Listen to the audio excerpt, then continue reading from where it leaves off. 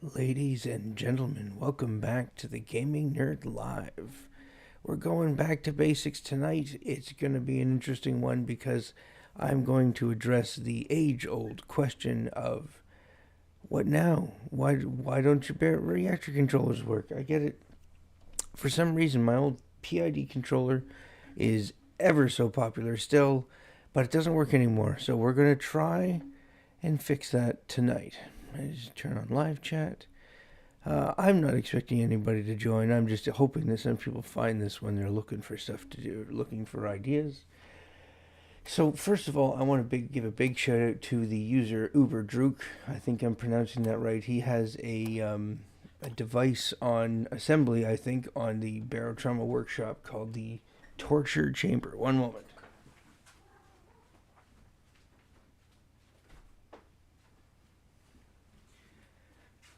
Sorry, my supervisor grew up in a barn. He likes to leave doors open. So, where were we? Ah, yes. This is my modification of the reactor torture chamber. So, the reactor torture chamber has different loads that you can use to test your reactor's various rates of control. Oh, my goodness.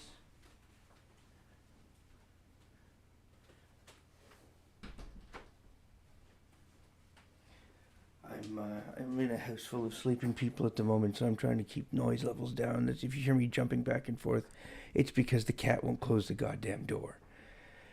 Okay, so of interest this evening is over here.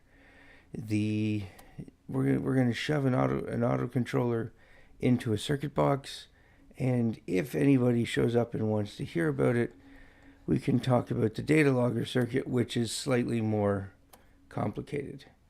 Um, but yeah, they both work. We're going to compare the reactor performance with its native autocontroller and without. In fact, let's do that now. So we're going to start with just one fuel rod, and we're going to turn it on. We're going to try some load ramping to 1,000, say 2,000, 5,000, and we'll see what happens. So nice. Also, nice thing about this map is that it loads pretty much instantly. Okay, so data logger on, natural controller on. Turn that on here, and we're going to say go to 50% power. Now, this ramps up nice and slow, which the native autocontroller is sturdy but not super reliable, especially when you have rapid changes in load on your reactor in the power grid. Okay, so let's see how this did. We go back here, turn off the data logger. You can go over here to the data logger output, copy all this, Control C. Okay, now we want. Hang on here. I've switched to Linux recently, so I'm still getting the hang of the navigating it here. Because we used a semicolon to separate the various frames that we collected, we want to go in and replace these all with new lines, and then we're going to do the same thing with commas, except we're going to replace those with tabs.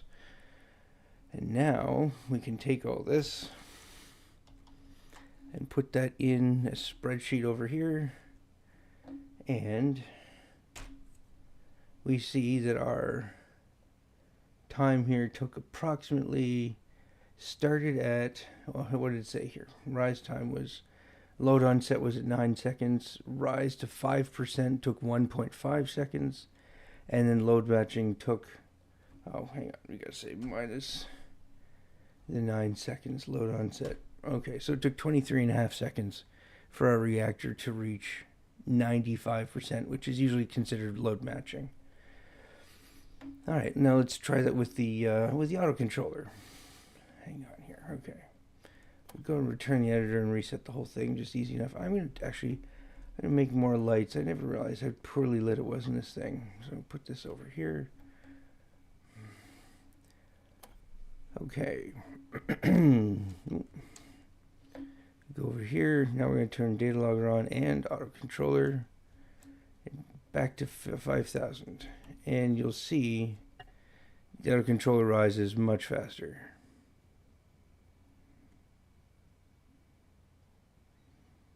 Boom, levels off, nice and smooth, no overshoot. Turn this data logger off. We need to get here and get this data out. Copy. Okay, same thing, we go into a plain text editor. Paste this in here, Control H, turn these into new lines. I should have a macro for this at this point, you'd think, but I do not yet, so copy. This one, and now we can just paste over the old data, and yeah, we see that this jump is from the old data that didn't get erased. We're looking at 10.4 seconds, so more than double the speed of the original reactor. Let's look at some overload conditions. That's always fun. So we'll go back here and start this over again.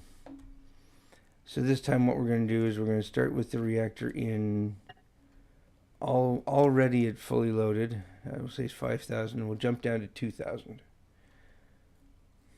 So wait for it to level off at 5,000.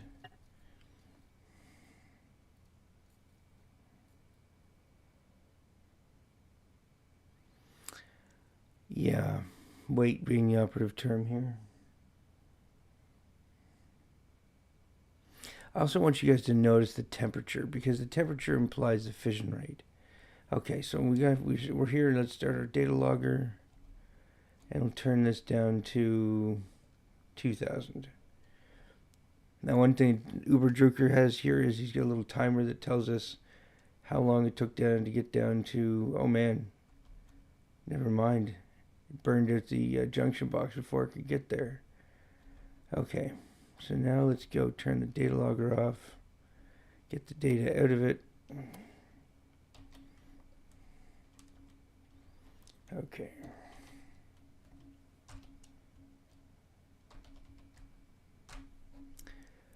Place all, and once again, comma, replace with tabs. Place all. Okay, I'll copy this. Now, I don't have the spreadsheet already set up for this, but we see, oh, hang on. You know what, let's get, just delete these for now so we don't have all that extra data. Okay, so it took us 21:38, 29, okay, so about from 17.1, 3.16, so 14.1 seconds of overload before we got down to matching, when we dropped like a 30%, 60%, sorry, because it's, 30% drop in power.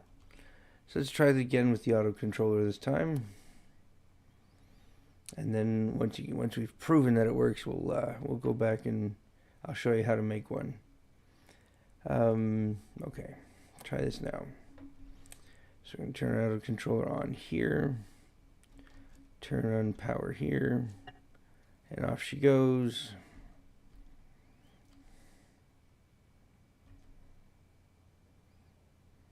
That didn't take long at all. Okay, data logger on, power down to 2,000. And down she goes. Okay, turn that off. Oh, I'm gonna get that data. Give me that data. Okay. Yeah, I should really find a way to put this on a macro.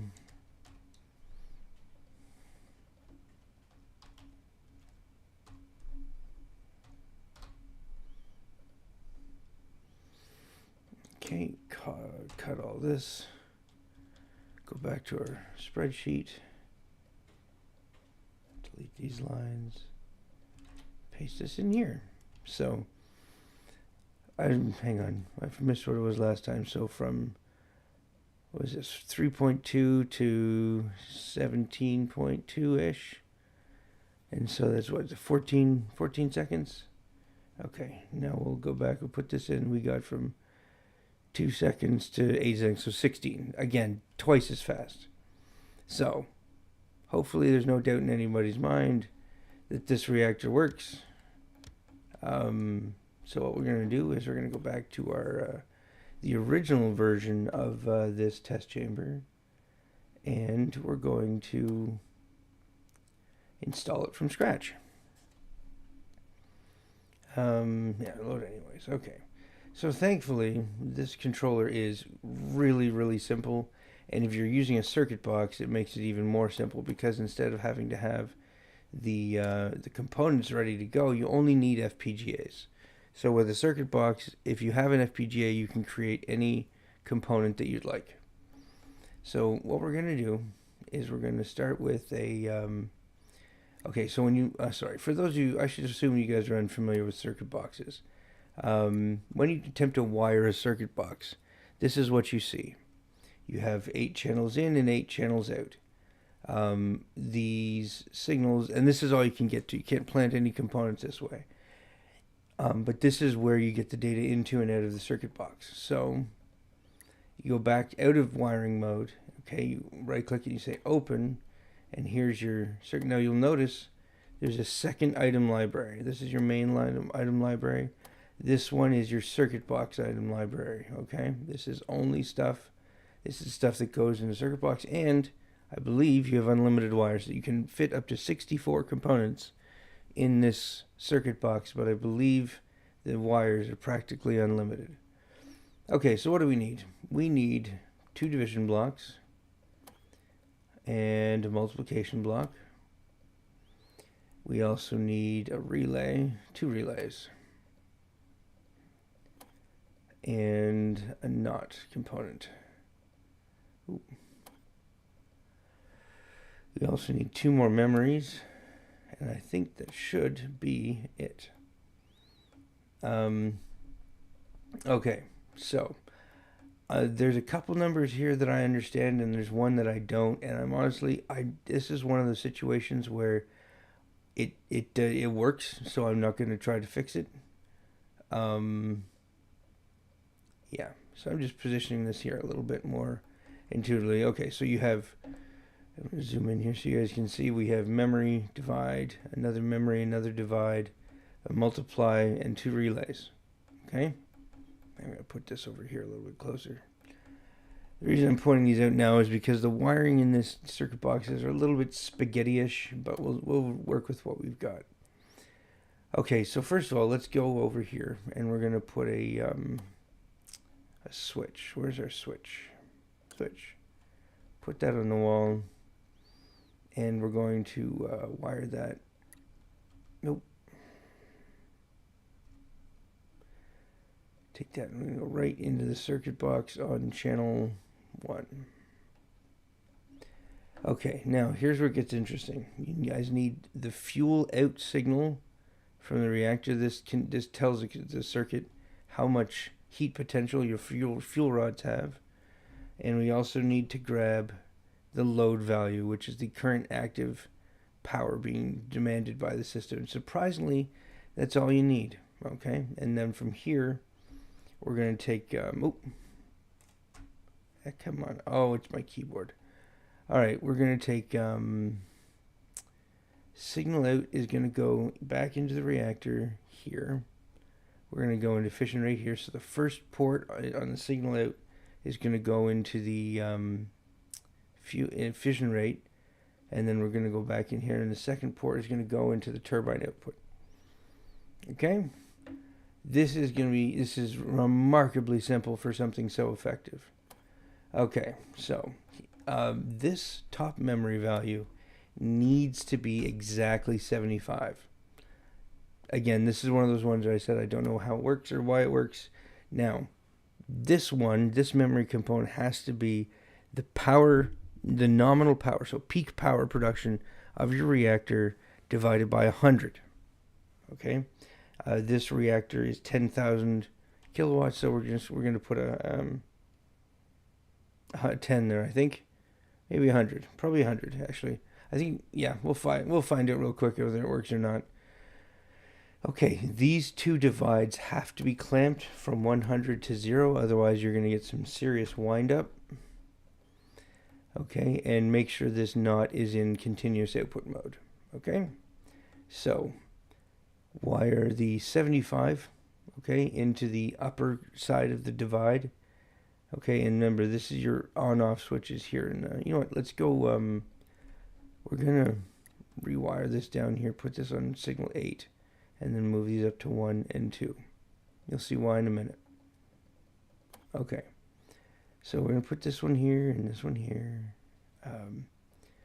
This one can really kind of go down because this one, the one that's the reactor divided by, I think it's got to be by 100. So I guess 100 times 100, yeah, that makes sense.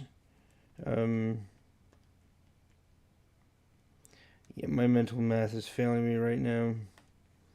Yeah, 10,000 makes sense. Okay, so 100, right. Okay, and then you're going to take, remember, this one says 100, this one's capped. Oh, this one didn't get capped. Okay, this one should be capped. Okay, good. All right, the fuel out signal goes into the bottom of this divide, and the load out signal goes into the top of this divide.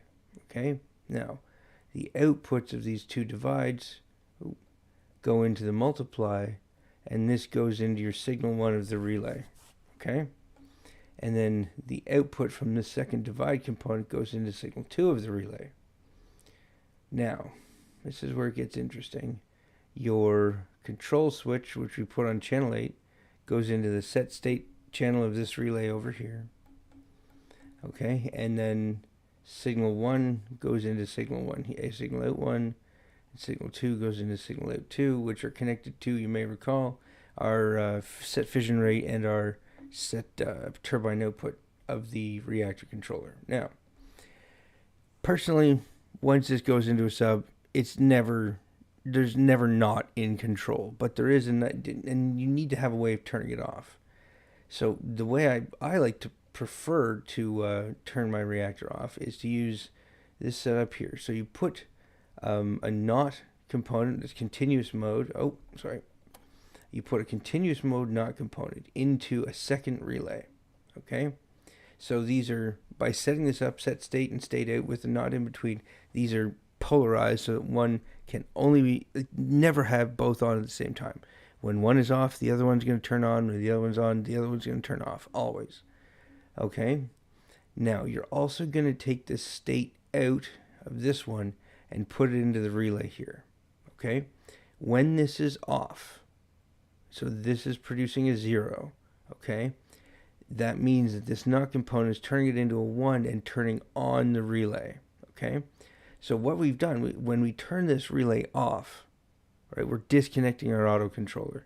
And I don't know of any reason why you'd want manual control over the reactor when this thing is vastly superior, as far as I consider, to manual control. But so what you do now is you can say, okay, take the same output and put it into both of the fission rate and set turbine outputs for the reactor. And what happens now is that we have a relay that produces a 0 signal, which forces the reactor off. So let's try this out. Okay, we're going to, let's see here. Reactor needs to be turned on. Okay, good. Turn this on here. And now let's go put this on, say 2000. And look at this, nice, smooth, fast reaction. But when you turn it off, right? Oh, it drops down pretty quick. Hang on, we're going to leave this turned off here at 5,000. Now let's turn the reactor controller off, okay? Turn it off. It goes down to 0 all on its own, right? As if you sent a shutdown signal. But this is the key difference. When you send a shutdown signal, you have to go and turn the reactor on manually. With this, you just have to turn the controller back on. Reactor comes back to life. Now, here's another fun fact. We're going to turn this off again because I'm going to put something probably silly. Well, hang on. What's the command? On item.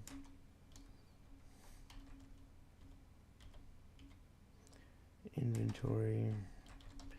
Sorry.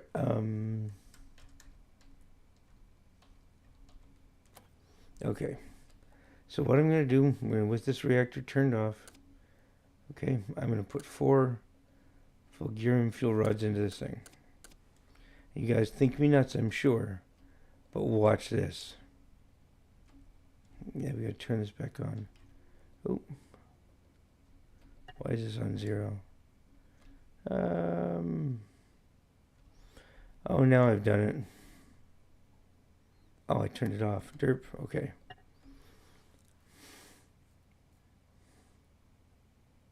Look at the temperature. 4 full fulgurium full fuel rods, and it's at it's barely over room temperature, right? And if you turn this off, right, it actually performs better than when it does with what's the word I'm looking for? It does with uranium. Uh-oh. We're getting kind of hot. It's gonna calm down. Look at that. It's just a little warm because we're turning the output to max. But look at the fission rate. And you know what that means? That means fuel efficiency. That means your fuel rods are going to last even longer than they would before. Now, if you want to blow up your system, you go hard swap from 10,000 to 0 load. And look at this. Look at how fast this comes diving down. Not a single blown out. Junction boxes are warm. They've been kind of toasty, but I still can't get over how fast and effective this reactor controller is. All right, guys. So I'm actually going to save the data logger for another video, but hopefully you guys got the idea of how to make this yourself. If you guys have any questions, feel free to leave them in the comments. Don't forget to like and subscribe, and mash that tiny bell so that the next time I drop another knowledge bomb, you'll be the first ones to know. And always, guys, happy diving, and don't forget to stay nerdy.